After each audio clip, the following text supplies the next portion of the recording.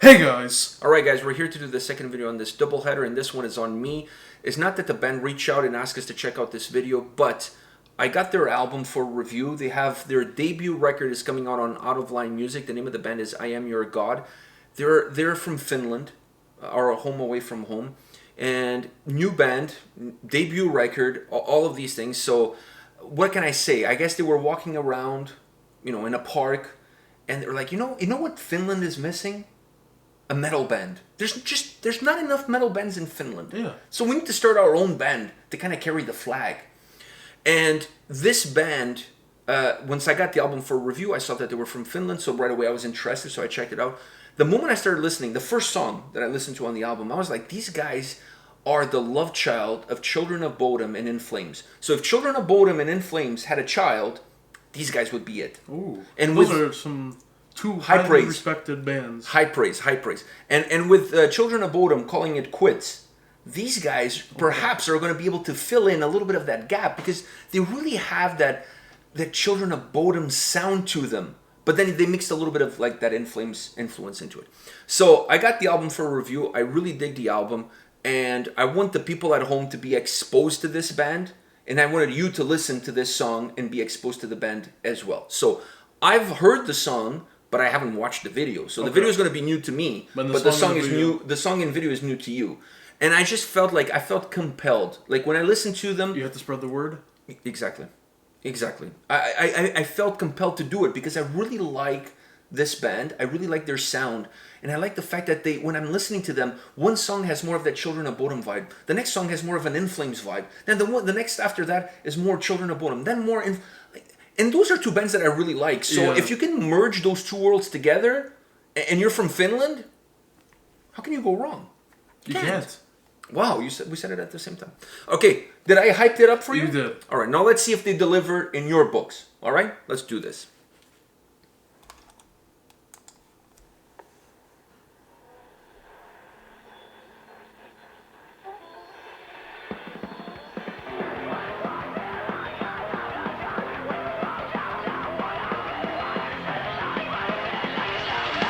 With a wrong, my life could I be fine. With a wrong, my life could I be fine. Life could I be fine.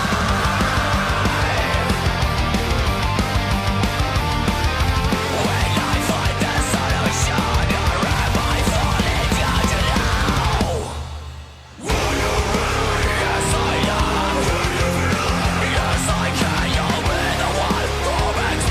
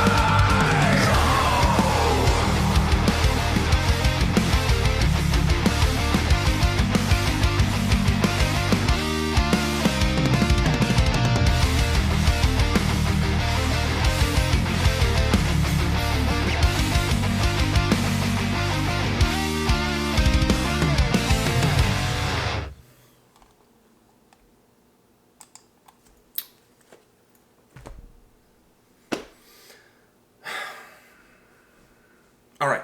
So, did I hype it, or did I deliver? Well, I didn't deliver anything. I mean, they deliver the music. I just delivered it to you. This is not even the best song of the album. I don't even know how it comes to connect both those bands together and make a super band of... Well, they're not a super band. I mean, this is their debut. I know what you mean, like, in terms of the sound approach. The sound... such a Children of Bodom vibe in the even the vocals, yes! In those vocals. Yes! Exactly, but that's where I got the most. High five. Fist. Like, I fist you, you fist me? Yeah. Okay. Oh my god. All right, a little bit Borat in there. Okay, so...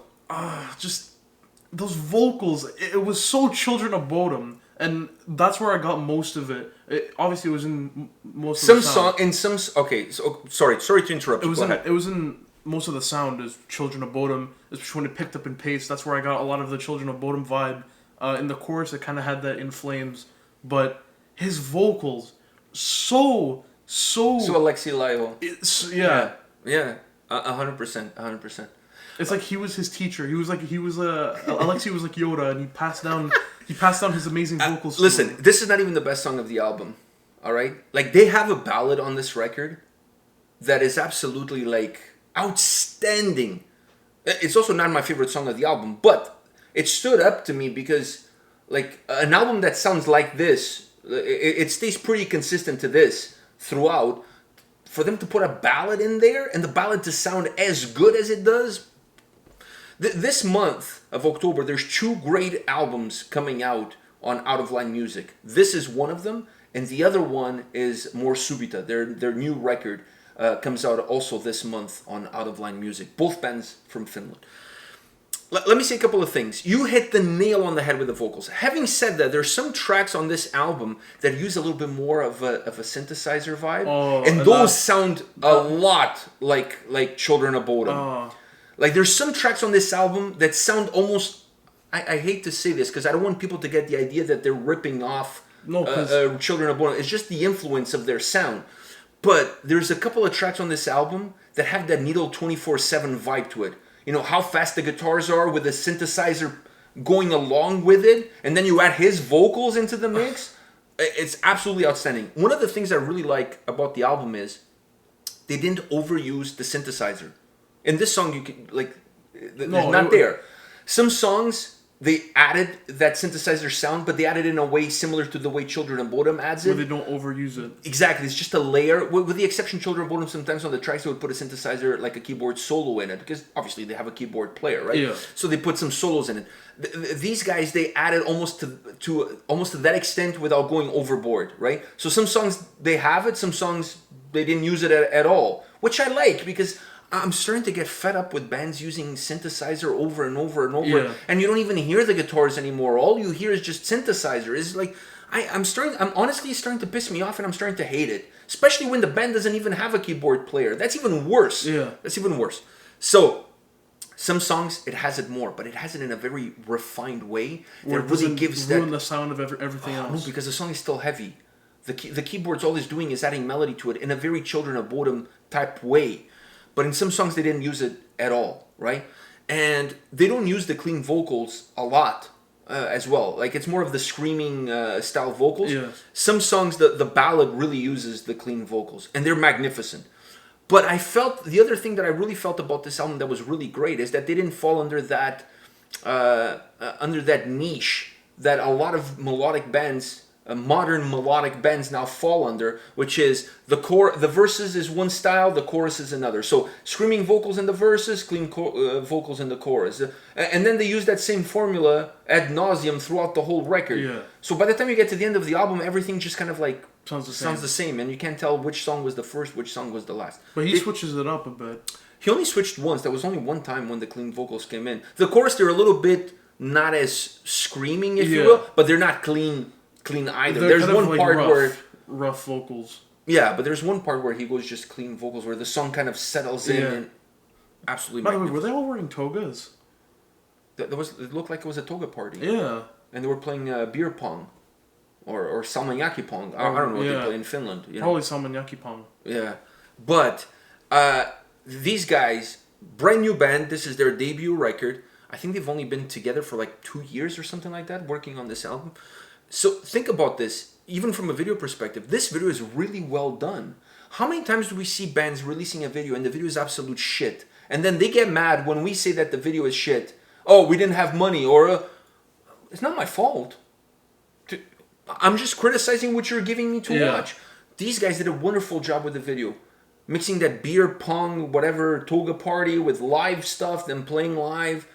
Man, really, really interesting video. I really liked the video because I thought the video captured the energy of the song. Song. Beating the shit out of everyone. Hyped on stage. Hyped on stage. Having said that, I think most of them should have put a shirt on. Just saying.